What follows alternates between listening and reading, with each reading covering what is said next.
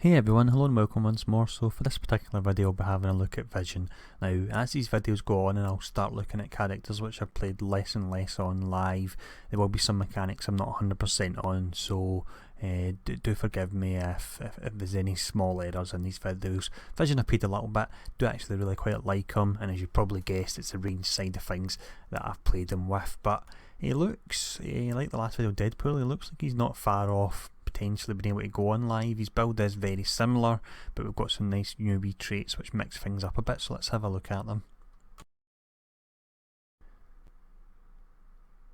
So for his first tree here, which is Density Brawling, you'll start off with just your Phase Punch, which is your basic melee attack, and you get a damage bonus when you're using Density Shift. And then we have Phase, which is just his teleport move there, and like on live, when you use it you restore solar energy as well there.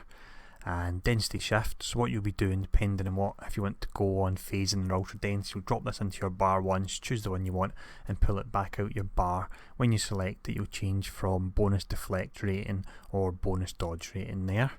And then we have Physical Disruption, which is his melee cooldown attack here, crit hit chance and crit hit brutal strike damage baked into it as well.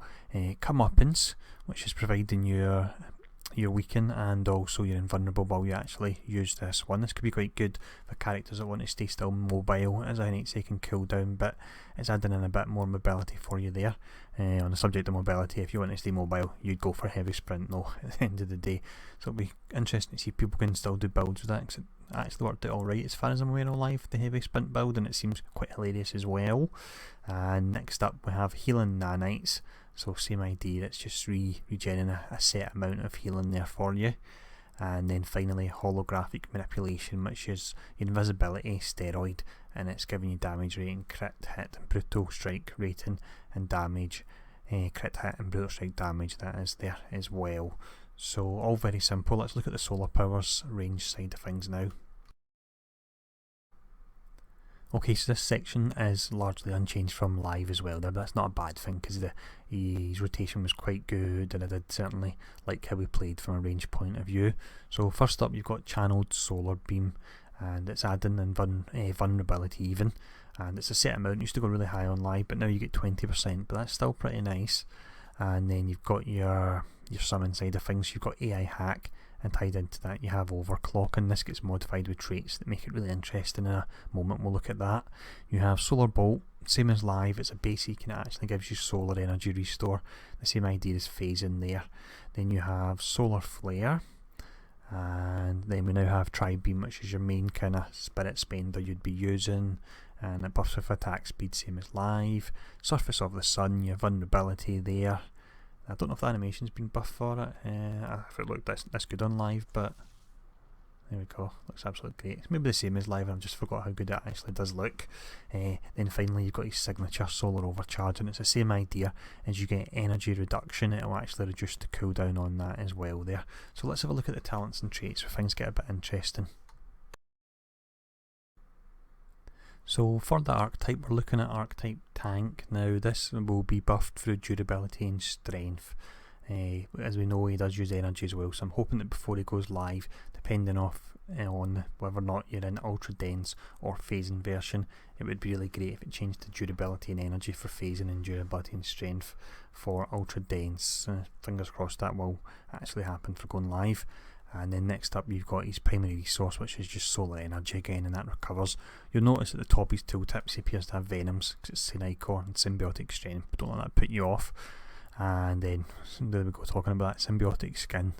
And with this his archetype is tough, and it gives defense and deflect. Now this is similar to this archetype and then it doesn't change when you go Phasing or Ultra Dense.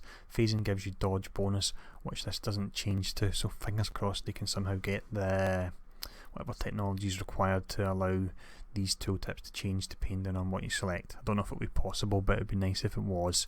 So for the first trait line we're looking at Rapid Absorption. So with this, solar energy is restored 4% per second, and you get a another 200% maximum solar energy there, so this will be really good if you're looking to potentially go basicless. I think that will certainly help you towards that.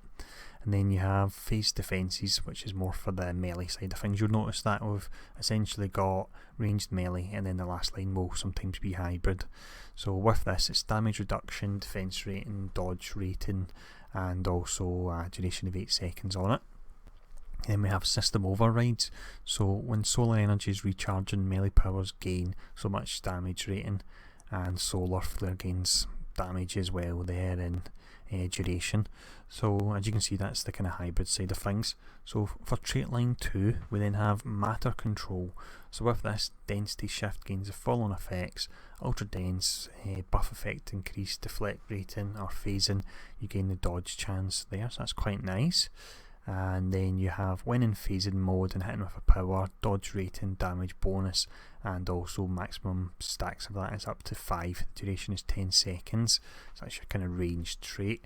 And then you have your melee trait here, so when in ultra dense mode and hitting with a power, defense rating, damage, and that's got 5 stacks as well there. So it's all very simple, same as the first line. You've got melee, ranged, and then you've got hybrid. So for the third trait line, I do like this. It's permanent overclocking, so your controlled robot always gains the buff effects of overclocking while in combat. So that's good, especially with the fact we now only have 1 bar. I'm hoping to see more skills like this. I'm hoping that we actually more see them on a mega items rather than traits, because for me they do almost feel compulsory. So fingers crossed we'll see some interesting mega setups like this that will make up for the lack of skill bar space. So we've actually got a few options for the summon. The next one is overclocking safeguards. So with this, it says overclocking no longer causes your controlled robot to self-destruct. Overclocking gains the following effects: you get summon ally critical hit chance 100% when you would activate that, but your actual robot doesn't explode, so that's nice. And then we have self-correcting systems. So with this, holographic manipulation and healing nanites, these 2 skills here are looking at gaining total damage bonus 10%, damage resistance 10%, and a duration of 20 seconds there. So if you actually look at the time of them, 12 seconds and 15, you could have that up all the time, so that's interesting. And for trait line 4, solar infusion, and with this it says solar burst energy damage in an area. I have no idea where this particular skill is. I've activated it, I've looked at all the tooltips, I don't see anything that says solar burst, and looking on the forums quite a few people are scratching their heads as well, so we need to leave that one for now and come back to it at a later date. And then we have solar recharge. So when you use solar overcharge, you gain 8% of max solar energy a second. So solar overcharge is your signature skill there. You're however gaining solar energy 100% when you use it, but this will allow you to go for even longer with the 8% there for 5 seconds. And then we have solar build up, so dealing damage with solar powers reduces the cooldown of solar overcharge by 0.5 on hit. That's very interesting. If you can get high energy and high kind of spirit reduction or solar cost reduction, get your sig down to 20 seconds and then activate this, you're going to be firing that signature off a lot, and that will also work with the infinity node we've seen that buffs your signature, so that could be interesting there. So for the 5th trait line, we have solar fists. So this is going back to your usual buffing a melee, hybrid or a range. So when you hit with a melee power, you gain energy damage, and there's a solar energy cost of 150. It won't trigger if you're below 500 energy. And then you have focused radiance, so tri-beam, channeled solar beam, surface of the sun, solar flare, gain a damage bonus, and their solar cost goes up as well. And then finally, I quite like this. This is similar to the permanent overclocking, and reflexive nanites. Healing nanites automatically activate when you fall below 30% health. I absolutely love skills and traits like that, and I really do hope we see more of them.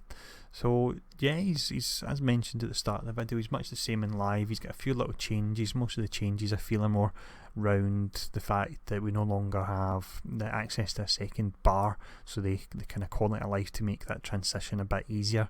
But it does give me a lot of hope that they're going to be looking at more skills that they can have auto activate with certain conditions, and that will really mix builds up a bit. So yeah, I do really like what they've done with them, and I'll see you guys again soon for the next video.